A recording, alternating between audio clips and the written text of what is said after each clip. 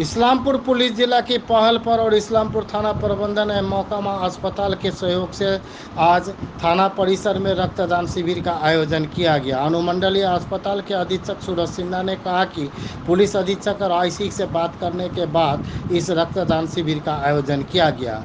इस्लामपुर थाने के आईसी हीरक विश्वास ने कहा कि रक्तदान करने से शरीर में हीमोग्लोबिन का स्तर बढ़ता है, क्योंकि चुनाव चल रहा था इसलिए रक्तदान शिविर का आयोजन नहीं हो सका।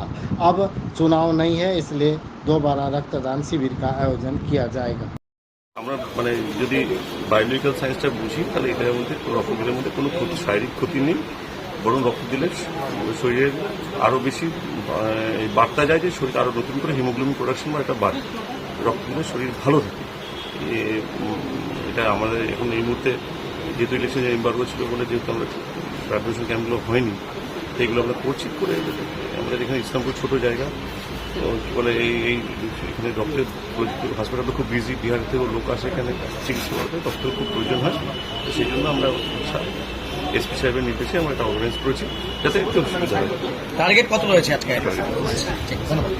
আমাদের এখানে আবার ক্যাম্প নতুন করে শুরু হলো, যেহেতু ইলেকশনের সময় আমরা পাচ্ছিলাম না ক্যাম্প, আমরা এসপি সাহেব এবং আইসি সাহেবকে অ্যাপ্রোচ করেছিলাম এবং ওনারা রাজি হয়েছেন। আজকে ইসলামপুর থানা দিয়ে শুরু হলো, ভবিষ্যতে বাকি থানাগুলোতেও করবে বলেছেন ওনারা।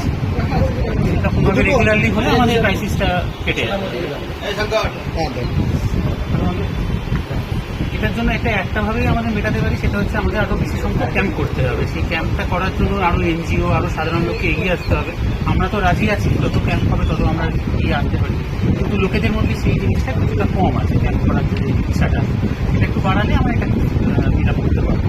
গ্রামে গঞ্জে এখনো কাজ করছে, সচেতনতার অভাব আছে। গ্রামে একদমই ক্যাম্প হয় না, মিউনিসিপ্যালিটি এরিয়া ঢুকবো হচ্ছে, কিন্তু গ্রামে এটা হওয়াটা আরও বেশি কাম্য।